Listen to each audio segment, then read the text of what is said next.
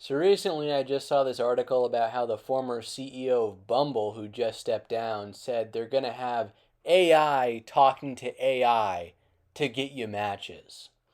This is an incredibly cynical and awful development, in my opinion. And I mean, it was already bad, but now we're seeing again how deeply technology has penetrated the human experience. Instead of just going out to a bar or at college or through friends or people from your hometown or just bumping into someone like the old days, you now have AI rizzing up other AI in order to meet somebody. This is like an arranged marriage, but worse. So the article about this woman says dating is hard, but according to Bumble founder Whitney Wolfe Herd, artificial intelligence could help you find your perfect match. The tech entrepreneur defended the dating app's AI feature on Thursday in San Francisco, even envisioning a future where a person's virtual dating profile could handle the dating process for them.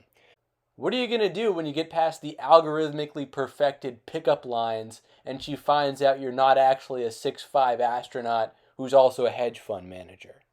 Quote, if you want to get really out there, there's a world where your dating concierge could go on dates for you with other dating concierges, end quote, said Wolf. Quote, then you wouldn't have to talk to 600 people. It could scan all of San Francisco for you and say, these are the three people you really ought to meet. So that's the power of AI if harnessed the right way, end quote. Does it really surprise us that this is happening in San Francisco? Quip. No, it doesn't. And it's geared towards women, of course. This is because women are like inundated, bombarded with dongs. It's not geared toward the male experience of evening this out because things have gotten incredibly competitive for men, are incredibly competitive on these dating apps for men. Bumble is the feminist dating app where women message first, although I think even that recently has changed. But, none of these Silicon Valley technocrats are interested in solving any of the issues that their products have created for men or the male dating experience. This is incredibly futuristic, and I'm not even sure if it's technologically possible at this point in time to have fully conscious sentient AI to be able to go on dates with other sentient AI and for them to actually make a decision about your future partner. Like, that's actually insane. This AI is going to know every facet of your personality, like every trait that you have within, there's just no way that AI is that sophisticated right now. So this is all just like a fairy tale, I think. It's not because an AI that would be actually conscious is the singularity, and we haven't hit that yet. But I imagine this is more like we can go further deep into the article, but this is more along the lines of the AI gives you like an algorithmically perfected pickup line or something, or just spits out responses so you can artificially rizz up these hoes. Well, when she states that eventually there could be versions of your AI or concierge dating another concierge on dates while you're living your own life, it seems to be like this futuristic idea where you actually have your matches picked for you at random by a computer. Well, it wouldn't be at random. It would be based on the data you give the algorithm, and it wouldn't be entirely at random. Although I can kind of see how you would think that. I mean, it already really is kind of at random now. It's kind of. It Uh, is, but I don't think that in the scheme of dating that AI can discern matches to that extent. Proper matches. No. Why not? And also, when they're saying going on dates or these virtual dates, because as geeky as this sounds, I was imagining in my head two like cyborgs going on a date.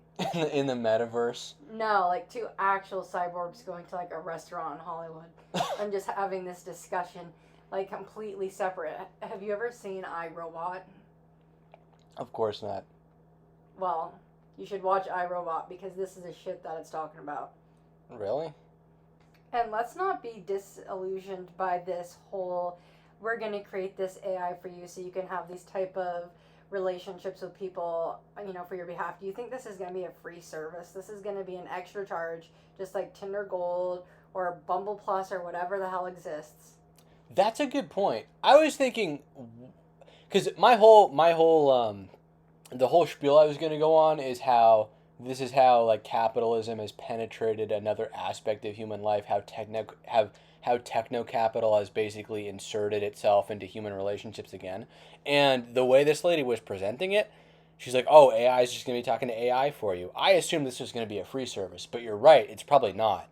It's going to be you're going to have to pay to have an AI optimize your dating experience. So, great point. This is yet another. This is actually another barrier here. Bumble itself is a company. It's not a non-profit organization to just help those people who are desperately needing love on the market.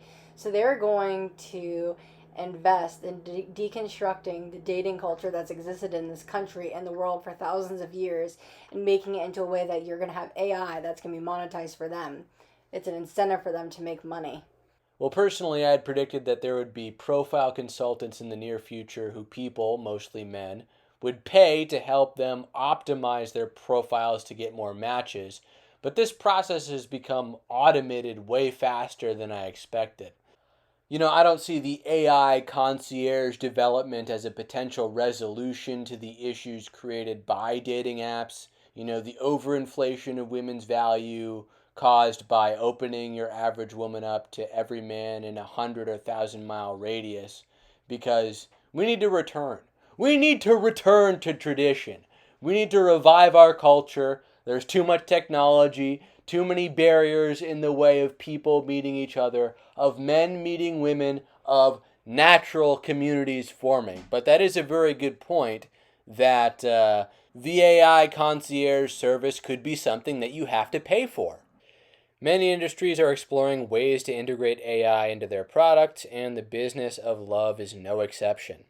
Bumble is already experimenting with AI that learns about users' preferences and matches them with potential suitors. There are also various AI software programs that help singles make connections by crafting more appealing bios, prompts, and responses. Wolf Herd stepped down as Bumble's CEO in November of 2023, but remains very involved in the company as the executive chair of its board of directors. Bumble was originally launched as a female focused dating app, the first where women send the initial message to matched male users. However, the company announced in 2024 that it will sunset that feature and allow either matched user to make first contact. And why do you think they did that? Is it possibly because they needed money or more money?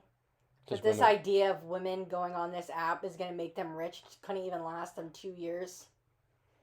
I mean, I think this app failed because women do not want to make the first message. That's exactly.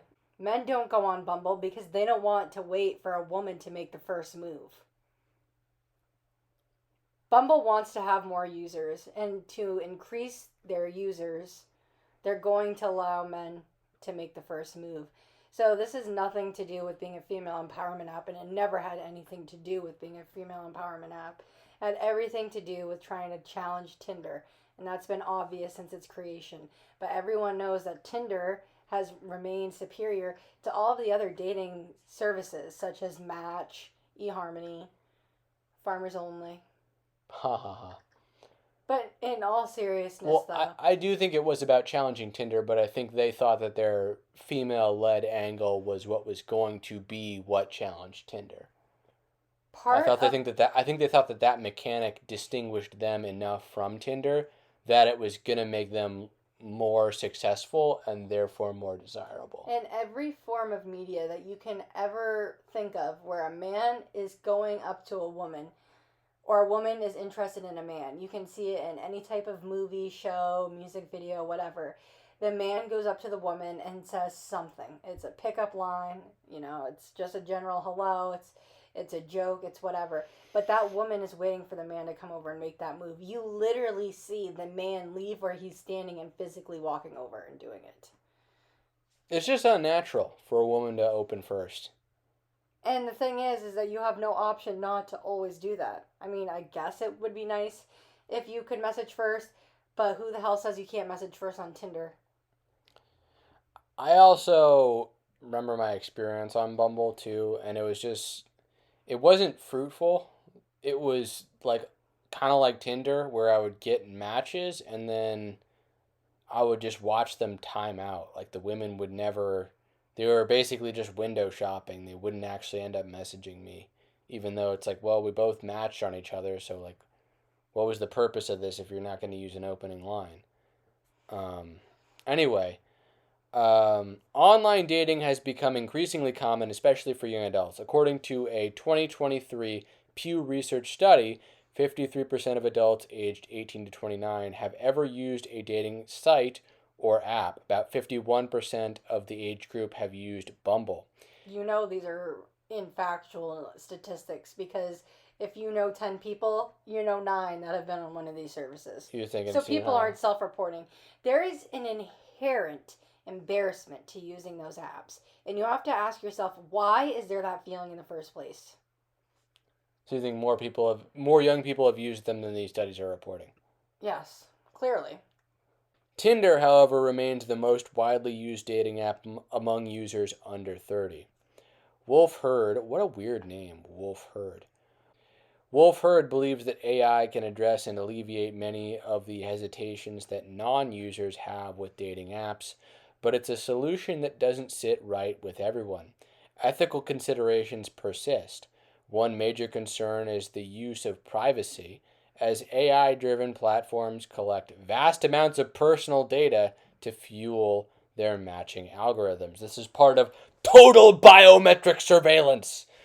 More Um, importantly, they're going to be selling that information to organizations for money. It's all about the money in the end. who doesn't love data? Additionally, the reliance on AI to make romantic decisions raises questions about the authenticity and sincerity of human connections. Can an algorithm truly replicate the complexity and nuance of human attraction and compatibility? Some users even call the future that Wolf Herd described dystopian. Yeah, it feels pretty unauthentic to have your relationship decided by somebody's spreadsheet.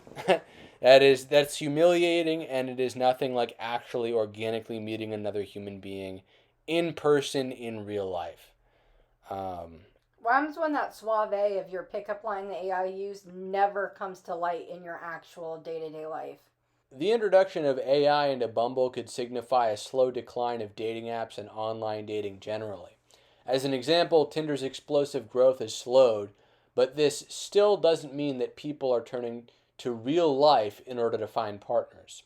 So far as I can tell, over half of young people are still meeting their partners online rather than in real life.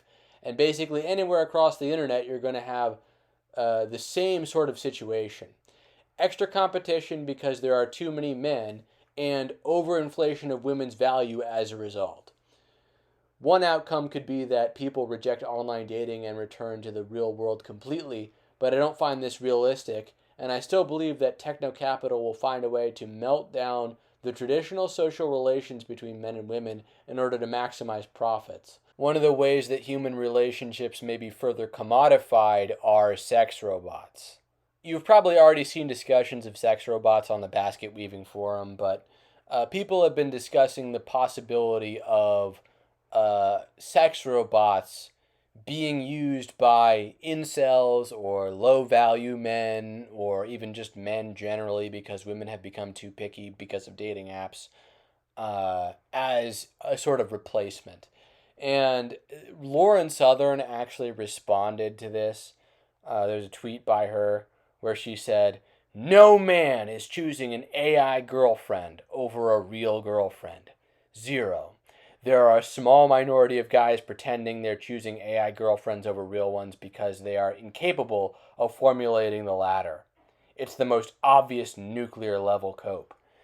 And it's pretty funny. Lauren's fear is pretty amusing because women are scared of being replaced by this. Women are already totally fine replacing men and saying they don't care about the male loneliness crisis. They don't care about the male experience. They think men are unnecessary and unneeded anyways. But as soon as they sense that men are going to do something about this, they totally oppose it or want to say it's impossible. But sex robots are a real possibility because dating apps have capitalized massively on imposing these artificial barriers to sex and relationships. And I say this as someone who's totally anti-sex robot.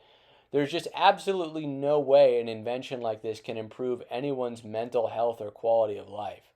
However, Lauren's assertion that men won't go for this, or it won't amount to anything, is totally premature because this technology is nowhere near being perfected and hasn't even been put forward on the mass market yet. What Lauren fails to realize is that capitalism, supply and demand, is an inexorable historical force which melts down traditional social relations and institutions in order to maximize profits.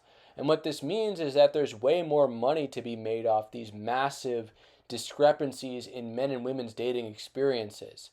It's always going to be more profitable to maximize demand and tightly control supply. Creating barriers to actual sex with real women will always be more profitable than having a totally undistorted market under natural conditions. And you can see this in how the process of starting relationships has been commodified with Tinder. Boosts so more people see your profile. Being able to buy super likes, which I always thought were cringe. Paying for the ability to see who's already liked you on Bumble, as an example. Paying for unlimited swipes on Tinder. Or, as with this newest example with Bumble, potentially paying for an AI concierge to go on a date with another AI concierge in order to optimize your dating experience and find your perfect match. These are all different ways of these technocrats nickel and diming men and profiting off of your sexual urges and need for romantic companionship. So it's not hard to imagine a future where your average man is so demonized and your average woman is so exalted and taught to hate men that natural sexual relationships become a thing of the past. Women are already buying and using sex toys at a much higher rate than they ever have in the past. Even joking about it on social media, it's really become kind of a punchline. Um, and that just goes to show you if women are already willing to replace men with sex objects, what makes women think that men won't start to do the same? And it's honestly hypocritical that women would even begin to judge men for doing the exact same actions that they're doing. There's this like cultural disgust with the idea of, I'm not sure if I can say this, but pocket pussies. But somehow when you think of a woman using a dildo, you don't have the same imagery in your mind. You don't have the same response. Exactly.